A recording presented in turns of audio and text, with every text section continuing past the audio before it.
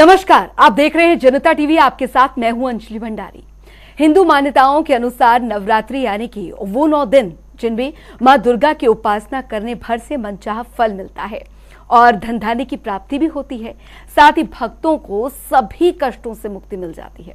ऐसे में नवरात्रि के चौथे दिन पूजा अर्चना करने की विधि और महत्व बताने के लिए आज हमारे साथ स्टूडियो में हमेशा की तरह मौजूद हैं ज्योतिषाचार्य अमित जी। बहुत बहुत स्वागत है सर आपका। नमस्ते। ये कार्यक्रम की शुरुआत करते हैं और जानते हैं कि मां कूष्मांडा की पूजा अर्चना कैसे करेंगे और क्या कुछ विशेषताएं हैं। तो चलिए शुरुआत करते हैं अपने कार्यक्रम की।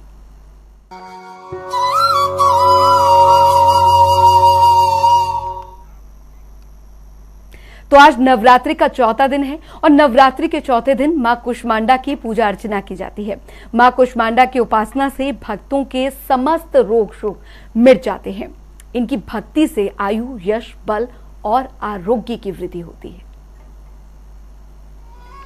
नवरात्रि के चौथे दिन मां कूष्मांडा की पूजा अर्चना की जाती है। इनकी उपासना से सिद्धियों में निधियों को प्राप्त कर समस्त रोग दूर होकर आयु यश में वृद्धि होती है। देवी कूष्मांडा को अष्टभुजा देवी भी कहा जाता है। बुद्धि और कौशल का विकास करने वाली मां कूष्मांडा की पूजा नवरात्रि के चौथे दिन की जाती है। मां कूष्मांडा की 8 भुजाएं हैं।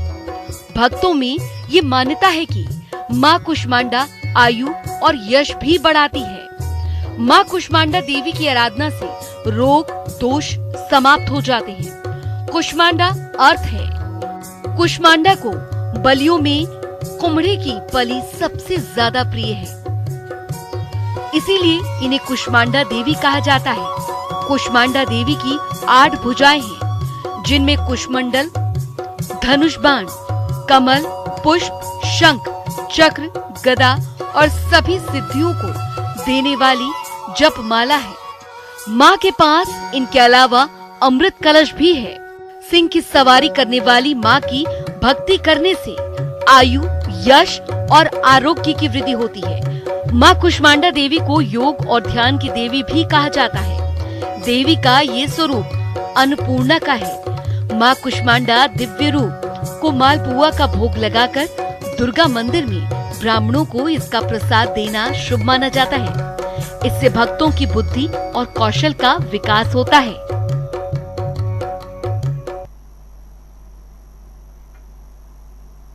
तो चलिए सबसे पहले हम जानते हैं कि मां कूष्मांडा के स्वरूप की किस तरीके से पूजा अर्चना की जाए और साथ ही इस स्वरूप के विशेष महत्व को जानते हैं।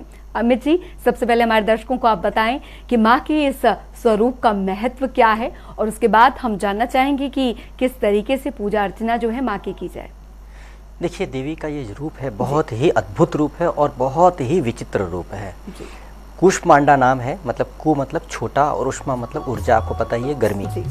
तो ऊर्जावान गर्मी जो है ये, अब इसको अगर आप साइंटिफिकली देखेंगे तो सबसे छोटा क्या होता है, एटम होता है ना, और उसके बाद ऊर्जा। तो एटॉमिक जो एनर्जी होती है उससे रिलेटेड है। कोई कहता है कि ये बात ऐसी बात है, लेकिन जिस समय पर साइंस इतनी तरक्की करके आज की डेट पर एटॉमिक एनर्जी की बात कर रहा है साइंस, लेकिन ये कब से चला आ रहा है ये पूजा पाठ। ये जब एटॉमिक एनर्जी की बात नहीं थी तब भी ये बात कही जा रही थी कि देवी के अंदर ये क्षमता है। तो ये बातें पहले से ही पता थी हम लोगों के शास्त्र के हिसाब से, हिंदू धर्म के शास्त्र में ये बात बताई गई थी। अब देवी को कहा जाता है, देवी ब्रह्मांड की उत्पत्ति देवी ने ही किया था और देवी सूर्य लोक में वास करती हैं। अब सूर्य तो सोर्स है ना, सारे जो आपके ग्रहों को और सभी हम लोगों के जो जीवन चल रहा है सूर्य की वजह से चल रहा है। अगर सूर्य खत्म हो जाए तो पेड़ पौधे ही नहीं रहेंगे, फोटोसिंथेसिस नहीं होगा। उसके बाद जब फोटोसिंथेसिस नहीं होगा तो पेड़ पौधे नहीं रहेंगे, सारे जीव जंतु मरने लगेंगे और हम लोग खुद भी मरने लगेंगे, चाहे वो वेजिटेरियन हो चाहे नॉन वेजिटेरियन हो। वेजिटेरियन अगर पशु को खाता है तो पशु घास पात खाता है, और अगर आप घास पात खाते हैं, पशु नहीं खाते हैं, तो भी आप पत्ते तो खाते हैं और फल तो खाते हैं, तो वो फोटोसिंथेसिस से ही होता है। तो इसलिए आप सूर्य के समाप्त होने पे नहीं हो पाएगा और सूर्य के अंदर वास करें। सूर्य इतने इंपॉर्टेंट है और सूर्य के अंदर वास करना किसी और देवी देवता के वश में नहीं है, उतनी गर्मी के अंदर रहना। तो ये देवी के अंदर बहुत पावर है, बहुत ही पावरफुल है। इस देवी के रूप में विशेष बात क्या है, देवी के हाथ में अमृत कलश है, साथ साथ क्या सुदर्शन चक्र भी है। सुदर्शन चक्र कहते हैं कि एक बार चल पड़ता है तो वो सामने वाले टारगेट पे, निशाना पे वो बिल्कुल विनाश करके ही लौटता है, मतलब असफल नहीं होता है। दूसरी बात है कि अमृत कलश है। अमृत कलश मतलब क्या, नाश ही नहीं, आप सृजन भी करने की क्षमता रखती हैं। तो देवी सृजन करने वाले भी, लेकिन नाश करने वाले भी हैं। अब नाश क्या करेंगे, सृजन करने में क्या करेंगी, ये देखने की बात बनती है। तो नाश कहते हैं रोगों को नाश करने वाली, तो रोगों को नाश करने वाली हैं और अमृत से उसको जीवन देने वाली हैं। तो इसमें देखिए, अब अगर आप बात करेंगे तो कैंसर में क्या होता है, कैंसर होता है तो ऐसे सेल्स, ऐसे जो कीटाणु होते हैं जो शरीर में आ जाते हैं, जो हमारे शरीर को खाने लग जाते हैं, बर्बाद करने लग जाते हैं, सेल को डैमेज करने लग जाते हैं।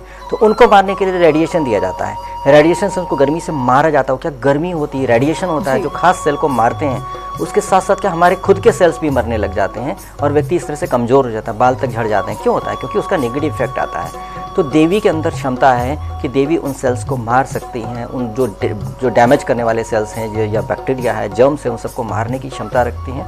साथ साथ मारने के साथ कमज़ोर भी हो जाता है। तो उनके पास अमृत कलश भी है, मतलब वो अमृत देकर के उस व्यक्ति को पुनर्जीवित करना या उसमें ऊर्जावान करना, उनकी भी क्षमता है देवी के पास।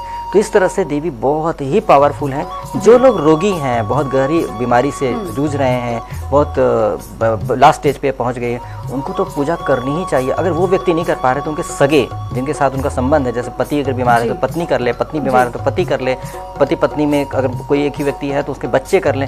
जो भी सगे हैं वो व्यक्ति पूजा करें तो फ़र्क पड़ेगा। और दूसरा व्यक्ति करता है तो उसको पूजा के बदले में पारिश्रमिक के तौर पर उसको खुश करने के लिए कुछ चीज़ें दें, क्योंकि आप उसमें सेवा फ्री में ले नहीं सकते, उसके बदले में आपको कुछ एक्सचेंज करना पड़ेगा तो उसका फल मिलेगा। तो इस तरह से अगर करें तो बहुत ही फ़र्क पड़ेगा और जीवन में बहुत अच्छा चेंज होगा। और देवी इतनी उग्र है कि अगर इनको आपने आवाहन कर दिया तो इनको भोग देना जरूरी है, क्योंकि ये नाश करने में जब आ जाएंगे तो नाश करती ही हैं। इसीलिए कहा था मैंने आपको पिछले एपिसोड में कि आप जरूर सीताफल लेके आएँ और मालपुए का भोग लगाएं। तो सीताफल ला कर सीताफल की बलि दी जाती है, उसको काटा जाता है, उसमें लाल लाल लगा करके वो ऐसा होता है कि फील कराते हैं कि हाँ आपने ब्लड का एक फील आता है, ताकि आपने इसको नाश कर दिया, इसका कत्ल कर दिया एक तरीके से। तो इसलिए है क्योंकि ये राक्षसों का नाश करने के लिए, बुरी शक्तियों का नाश करने के लिए, तो उनको रियलाइज़ कराना पड़ता है बार बार कि हाँ ये करने के लिए हम आपको बोल रहे हैं। और नाश करना क्या, इस बात का ध्यान रहे कि नाश शत्रुओं का नाश करना है, बुरे लोगों का नाश करना है, बुरी शक्तियों का नाश करना है। ये भी आवाहन जरूर करें। तो उससे क्या होगा, आपके जो भी आपके खिलाफ बुरे लोग हैं वो उनका नाश होगा। और ध्यान रहे आपको बुराई पे नहीं चलना है, क्योंकि आप बुरी शक्तियों का नाश करने के लिए बोल रहे हैं और खुद ही बुरे हैं, आपका भी नाश हो सकता है। ध्यान रहे देवी को कोई फर्क नहीं पड़ता है, जो व्यक्ति बुरा है उसका नाश करेंगे। तो इसलिए आप सच्चाई पे चलें, अमृत आपको मिलेगा, और नहीं तो आपको नुकसान भी हो सकता है। ऐसे बहुत सावधानी से आप पूजा करें, बहुत फायदा होगा। बिल्कुल, यानी कि अमित जी आपने ये बात बहुत अच्छी बोली। और जाहिर तौर पर भक्तिभाव करते हैं तो सच्चे मन के साथ आप करिए, क्योंकि आपके कर्मों का फल ही आपका जीवन जो है वो तय करता है। अमित जी, मैं ये भी यहाँ पर जानना चाहूंगी, भोग की बात आपने की है, आपने बताया विस्तार से कि किस तरीके से माँ के लिए भोग जो है वो तैयार की जाए, लेकिन हम चाहेंगे क्योंकि तैयारियां जो हैं, विशेष ध्यान जो है भोग के लिए रखना होता है। और माँ के 5वें स्वरूप जो कि स्कंद माता है, उनके लिए यानी अगले दिन के लिए भी आप हमारे जो दर्शक हैं उन्हें बता दीजिए कि उन्हें उनके भोग के लिए क्या तैयारियां करके रखनी एक दिन पहले। जी अवश्य, ये बहुत अच्छी बात है, क्योंकि लोग शिकायत करते थे कि अचानक अब बताते हैं जब टीवी पे, मेरे पास तो इंतजाम नहीं होता, भागना पड़ता मार्केट में, कई बार नहीं मिल पाता है। तो आप आज जरूर जब मौका में पूजा करने के बाद जब मौका मिले तो आप जाकर बाहर से पका हुआ केला जरूर ले आए। पका हुआ केला से काफ़ी फ़र्क पड़ जाएगा, मतलब वो कि आप जब ले आएंगे तो उसको आप धो करके साफ़ करके रख लें कल के लिए। स्कंद माता के लिए आपको कल स्कंद माता की पूजा करनी है और केला ज़रूर चढ़ाना चाहिए, तो उससे फ़ायदा होगा और देवी को प्रिय है। जी बिल्कुल। अमित जी, अगर शुभ रंग की अगर बात की जाए और खासकर वो रंग जो कि आज के दिन आप धारण करके पूजा अर्चना करें माँ की, वो क्या रहेगा? आज के लिए जो रंग है वो हरा रंग है।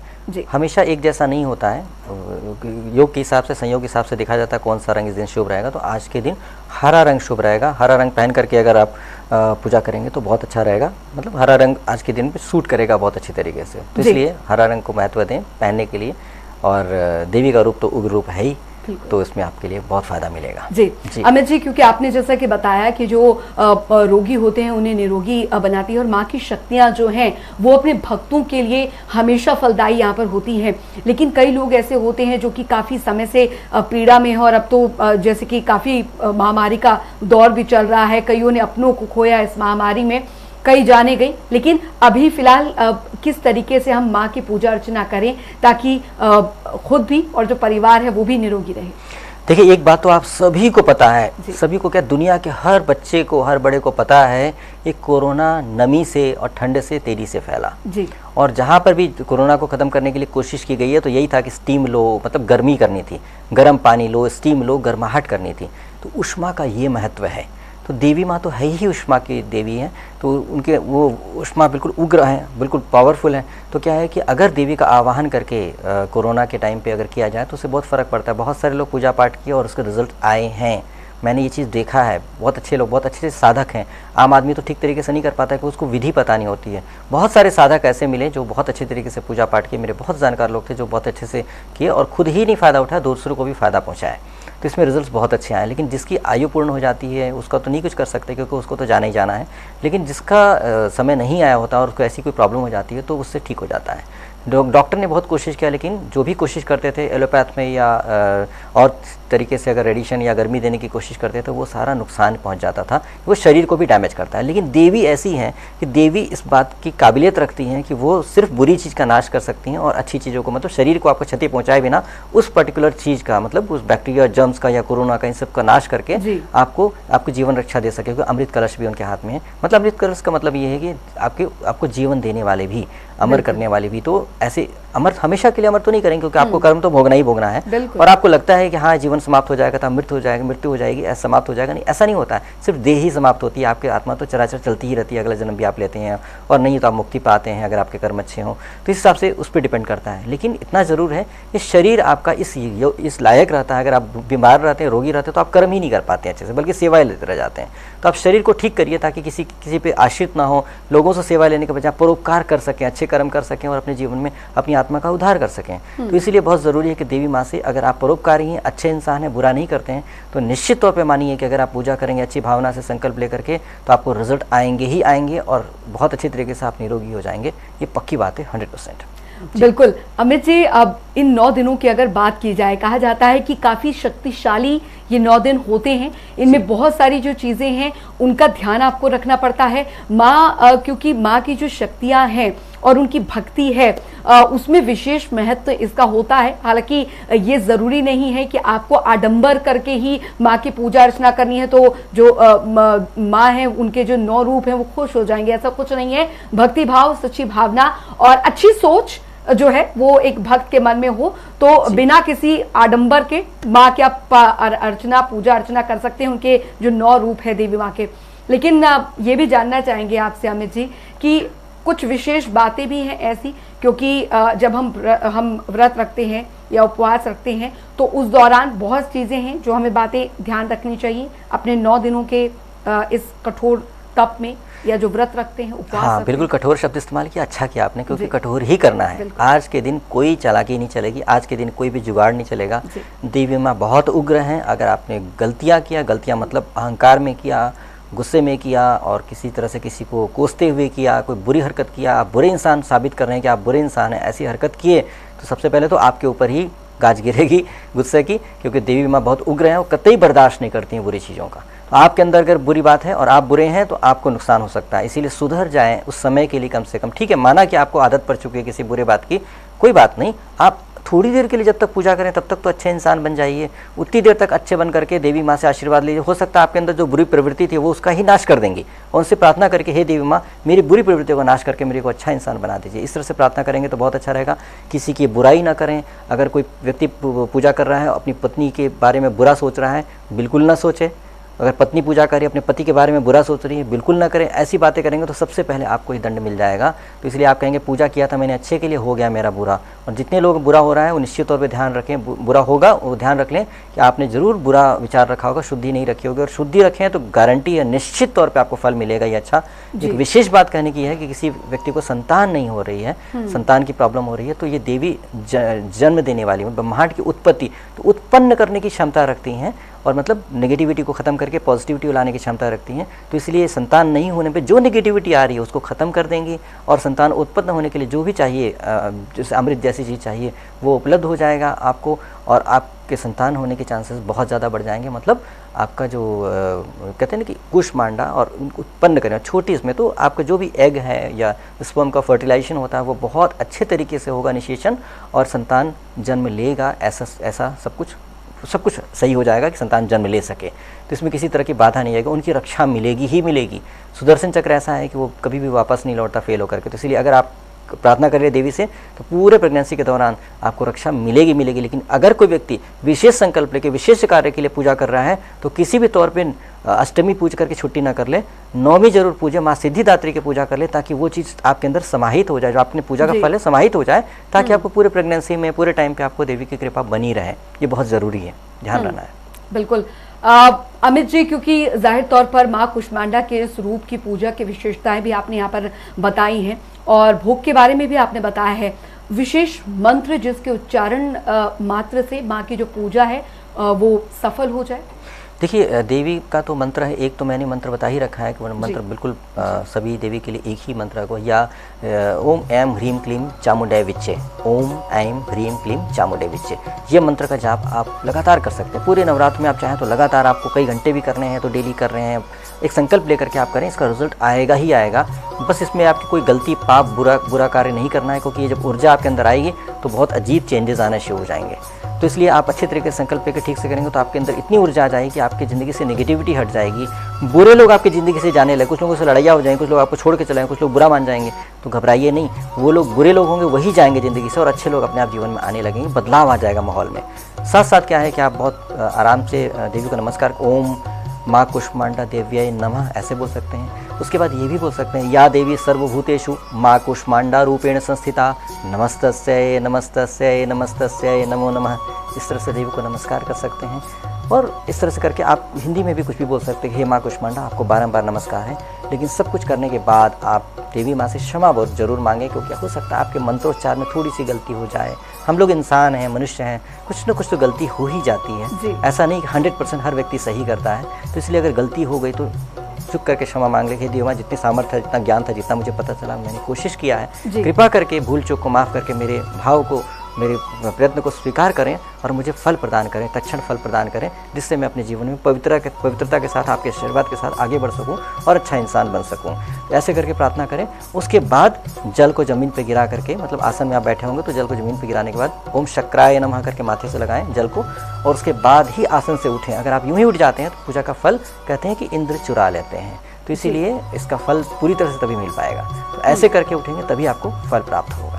जी बिल्कुल अमित जी। और माँ के इस रूप को लेकर, माँ के इस स्वरूप की जो पूजा अर्चना है, हम जाहिर तौर पर आपने इसकी विशेषताएं आपने बताई हैं और किन मंत्रोच्चारण का हमें प्रयोग करना चाहिए ताकि माँ की जो ये पूजा अर्चना है वो विशेष तौर पर सफल हो। हालांकि हम कई बार देखते हैं जब व्रत करते हैं उस दौरान कुछ भूल चूक भी हो जाती है, लेकिन माँ अपने भक्तों को कभी भी खाली हाथ नहीं जाने देती है। लेकिन अमित जी, कई बार ऐसा होता है कि घर परिवार में जो है वो ठीक नहीं चल रहा होता है या कोई नया काम शुरू करने की सोच रहे होते हैं, तो क्या ये समय जो है वो नया काम शुरू करने के लिए सही होता है, शुभ होता है? देखिए, नवरात्र का जो हर दिन होता है वो कहते हैं कि नवरात्र में हर दिन हर काम कर सकते हैं, ऐसा नहीं है। देवी की कृपा तो है, लेकिन जब मुहूर्त देखें तो जरूर देख लें, क्योंकि आपको वाहन खरीदना तो चलायमान मुहूर्त देखा जाता है जिसमें मूवमेंट हो सके। अगर गाड़ी खरीद ली और आप चला नहीं पा रहे हैं, खड़ी है, तो उसका कोई फ़ायदा नहीं है। गाड़ी आपकी चलनी चाहिए। और आप जो मकान ले रहे हैं तो मकान स्थिर मुहूर्त में लिया जाता है जिसमें स्थिर रहे। अब अगर आपका मकान हिला तो आपको बहुत नुकसान है, क्योंकि वो हिल गया तो गिर जाएगा। लेकिन गाड़ी अगर खड़ी रही तो फ़ायदा नहीं। इसलिए मुहूर्त का अलग अलग महत्व होता है। दिन तो सारे शुभ हैं, तो जिस दिन मान लीजिए कि एक दिन आपका मकान लेने का मुहूर्त है, उस दिन आप गाड़ी खरीद लेते हैं तो गलत है। दिन को बुरा नहीं कर सकते। वो दिन मकान लेने के लिए अच्छा था, किसी दिन गाड़ी लेने के लिए अच्छा था, तो जिस दिन मकान लेने का मुहूर्त है उस दिन मकान ले लीजिए, जिस दिन गाड़ी लेने नवरात्र के दिन लीजिए, लेकिन मुहूर्त जरूर चेक कर लीजिए, उस हिसाब से लीजिएगा। लोग बोलते हैं नवरात्र में सारा दिन सही है, अब सारे दिन आपने गाड़ी खरीद लिया, एक दिन स्थिर मुहूर्त में ले लिया, गाड़ी चलती ही नहीं, पड़ी रहती है, इंजन पता चला बंद हो जाता है, तो उसका कोई फायदा नहीं होगा। तो इसलिए मुहूर्त का भी महत्व है, देवी माँ का भी महत्व है। देवी माँ नहीं कहती कि मूर्खता से आप काम कीजिए।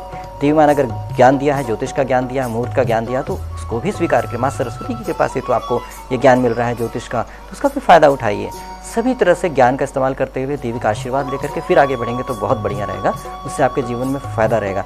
लेकिन ध्यान रहे कि देवी इतनी पावरफुल है कि नेगेटिविटी ख़त्म करने में सबसे ज़्यादा, मतलब एनर्जी वाइज बहुत ज़्यादा चेंज कर सकती हैं। जैसे देवी माँ चंद्रघंटा का था, मंत्र का दोष दूर कर सकती थी, ये ऊर्जा का दोष दूर कर सकती हैं खास तौर पे। तो इसलिए अगर आपकी ज़मीन में कोई दोष है, जिस तरह के कोई मंत्र कर रखा है, कोई तंत्र कर रखा है, ऐसी साधना कर रखा है जो बली बली करके, तो वो क्या होता है, वो उसकी ऊर्जा कैसे दूर होगी, उसकी ऊर्जा देवी माँ दूर कर सकती है। तो उस स्थान पर अगर आपने पूजा कर दिया माँ कुष्मांडा का, तो ऊर्जा इतनी पावरफुल आ जाएगी, रेडिएशन जैसी ऊर्जा, कि वो पूरी तरह से नेगेटिविटी ख़त्म कर देगी और वहाँ पर शुद्धि आ जाएगी और माँ का अमृत कलश का जो प्रभाव आ ही जाएगा। तो इस तरह से करके आप उसको पॉजिटिव कर सकते हैं। जैसे वास्तु दोष वगैरह हो तो भी ठीक कर सकते हैं, लेकिन बहुत अच्छे तरीके से करें, बहुत पावरफुली करें और खुद क्षमा मांग करके पवित्र होकर करें, तो रिजल्ट आएंगे जी। तो ये कि अगर आप किसी व्यक्ति को कोई पूजा कर रहे हैं और व्यक्ति को तबीयत खराब हो गई, तो उसको बुरा ना मान करके डायग्नोस कराएं फटाफट। हो सकता है कि आपकी देवी माँ ने उस रोग के जो कीटाणु थे उन पे अटैक कर दिया हो, उनको ठीक करने की कोशिश कर रही है, उसकी वजह से परेशान से हो रहे हैं,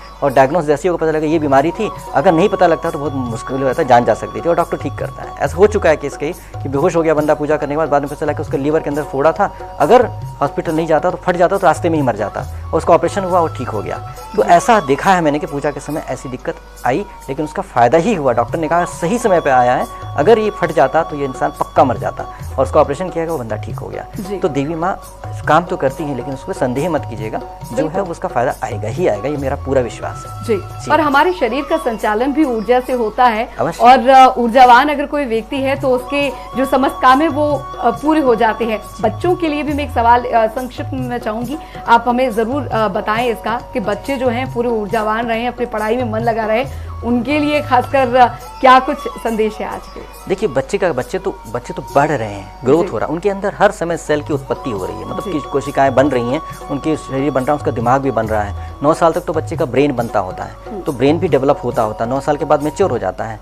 तो क्या होता है, जिसमें बच्चे का ब्रेन बन रहा है, इसके सेल्स बन रहे हैं उसके अंदर, तो अगर सही सेल्स बनते रहेंगे तो बहुत अच्छा रहेगा। कई बार बच्चे भी रोगी हो जाते हैं, उनके अंदर बुरे सेल्स बनने लग जाते हैं, कीटाणु बढ़ने लग जाते हैं। तो अगर देवी की आराधना करते हैं, बच्चा निरोगी रहेगा, स्वस्थ रहेगा, अच्छे सेल का निर्माण होगा, दिमाग में वो न्यूरॉन्स अच्छे हेल्दी होंगे जो शुभ हैं, अच्छे विचार बच्चे के अंदर आने लगेगा। देवी माँ को जिम्मा दे दें कि ये बच्चा आपके सुपुर्द करता हूँ, कृपा करके इसमें कोई बुरी बात ना आए, नई नेगेटिव ऊर्जा ना आए। तो अगर देवी माँ का आशीर्वाद मिला है तो उसके ऊपर कोई गलत करेगा, टूने टोटके तंत्र मंत्र, उसका बैंड बच जाएगा, ये पक्की बात है। देवी माँ की रक्षा में तो उसको तो उस इंसान, अगर उसने दुश्मनी लिया जिस इंसान ने, उस दुश्मन का तो बहुत बुरा हाल होना है। वो पता चला कि कहीं भी दुर्घटनाएं हो जाएंगी, कहीं भी उसको चक्कर आ जाएगा, परेशान हो जाएगा, मतलब उसको ऊर्जा नेगेटिव ऊर्जा आ जाएगी, क्योंकि देवी माँ उसको नाश करने की ऊर्जा देंगी और आपके बच्चे को पॉजिटिव ऊर्जा दे देंगे। यदि वो व्यक्ति दुश्मन बना तो बिल्कुल यूं ही देवी नुकसान नहीं करती किसी का, लेकिन बुरे का नुकसान करती है। तो इसलिए बच्चे के लिए आप रक्षा, बहुत चिंता होती है बच्चे की, तो आप बच्चे को कैसे सुरक्षित कर सकते हैं, बच्चा सुरक्षित हो जाएगा। बिल्कुल बिल्कुल।